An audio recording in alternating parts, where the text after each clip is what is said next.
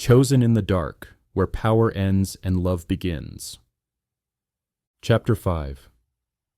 There are moments when control feels effortless, and then there are moments when you realize you've been holding the reins so tightly that your hands are starting to shake. Alara Quinn was becoming the second kind.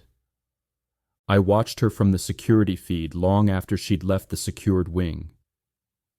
She walked fast, shoulders squared, chin lifted, not defiant, not careless, purposeful, like someone who had made a decision and refused to reconsider it. That kind of certainty was dangerous. Not because it challenged me, because it reminded me of who I used to be, before the city taught me what certainty cost. Lucian stood beside me, arms crossed, eyes fixed on the same screen. "She won't back down," he said quietly. "No," I agreed. "She won't. And you knew that when you chose her." I didn't answer. Because choosing her hadn't been a calculation. It had been instinct. And instinct had a way of complicating things. The girl from Pier 9 slept fitfully, her body tense even in rest. Ilara's presence had changed something. Not visibly, not yet. But the girl's breathing had slowed. Her hands no longer clenched the blanket like it might disappear. Stabilization. That was Ilara's strength. She didn't dig for answers. She didn't push. She created space and let the truth decide whether it wanted to surface. I had broken men for answers. I had threatened families, burned alliances, erased names from the city. None of that would work here. Which meant Ilara wasn't just useful, she was necessary. That thought sat badly in my chest. "Someone entered her apartment," Merrick said again, pacing now. "We should respond." "We already did," I replied. "Not enough." I turned slowly. Marek stopped pacing. "The person who did that wanted her afraid," I continued. "If we retaliate loudly, we confirm she matters." "She does matter," Merrick snapped. "To you." The room went still. Nico looked away. Lucian's expression remained neutral. Merrick realized his mistake a second too late. I stepped closer, not angry, just present. "Watch your words," I said softly. Merrick swallowed. "I know what you meant," I cut in. "And you're wrong." Lucian finally spoke. "She matters because she's now part of the equation," he said evenly. "Not because of sentiment." That was the safe explanation, the one everyone could accept. Even me. Night fell over Port Valen like a closing fist. I left the estate alone. No convoy, no lights. The city respected signals. Silence was one of them. I drove without destination for a while, letting the streets pass me by. The old quarter, the financial district, the port. Pier 9. I parked a block away and stepped out into the cold. The water moved slowly, dark and heavy, carrying the weight of everything people threw into it. Objects, secrets, bodies. This was where it had started, not with violence, with neglect. The kind that let monsters grow unnoticed. My phone buzzed. "Lucienne." "She's reviewing the case files," he said without greeting. "She requested access." I closed my eyes briefly. "Give it to her," I said. A pause. "She'll see things she shouldn't." "She already has," I replied.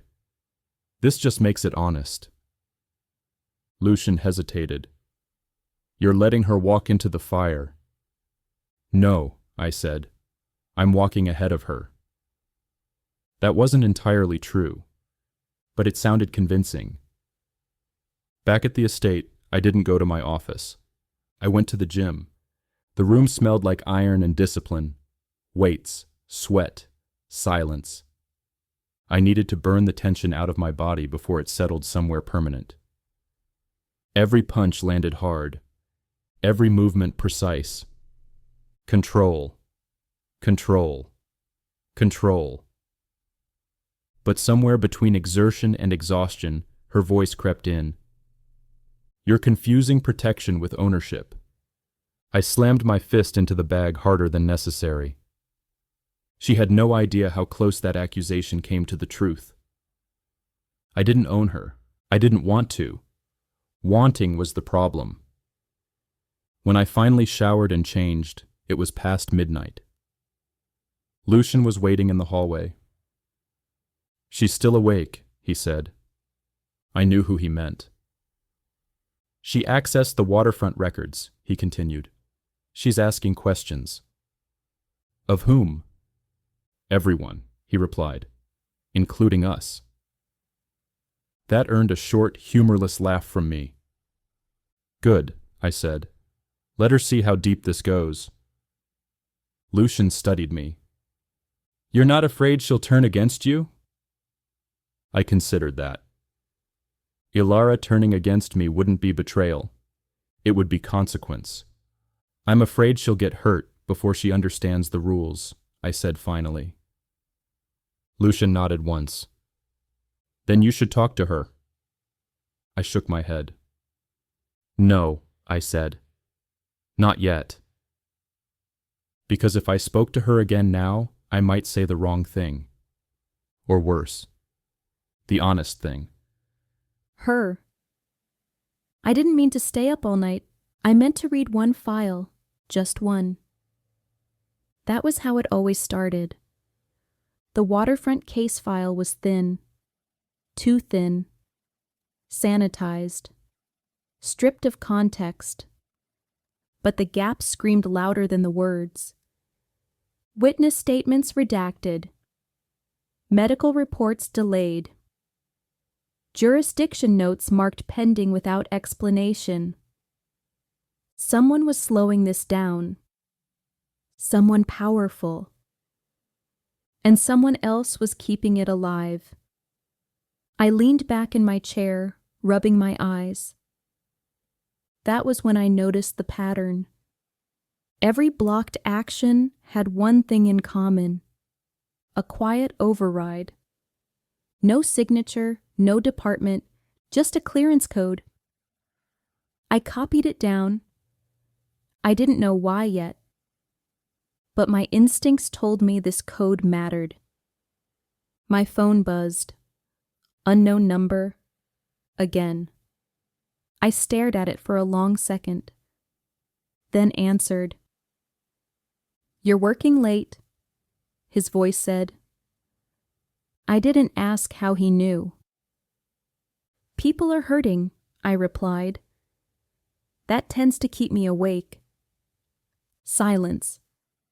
Then, you saw the files? Yes. And? They don't add up. They're not meant to, he said. That doesn't make it acceptable. A pause. Then quietly. You're angry. Yes, I admitted. Because you're controlling access instead of fixing the problem. And you think you can fix it? He asked. I think I can stop it from getting worse. That earned another pause. Longer this time. You don't understand what you're challenging, he said. I understand trauma, I replied. And I understand systems that protect themselves at the expense of people. You're describing my world, he said. No, I said softly. I'm describing yours. His breath shifted on the line, just slightly. Enough. That girl trusts you, I continued. She doesn't trust your men. She doesn't trust your silence. She trusts me. She shouldn't, he replied. But she does, I said. And that means you have a choice. What choice? He asked. To keep controlling, I said, or to let someone help you clean up the damage. The silence stretched. I thought he'd hang up. Instead, he spoke. You think helping me will save her? No, I said. I think helping her will change you. That did it. His voice dropped. You're dangerous, he said quietly. I smiled, though he couldn't see it. So are you, I replied. The difference is, I know why. The call ended. I sat there, heart pounding, staring at my notes. Because somewhere between fear and defiance, a new thought had formed. He wasn't just watching me anymore. He was listening. And in a city like Port Valen, that was how everything changed.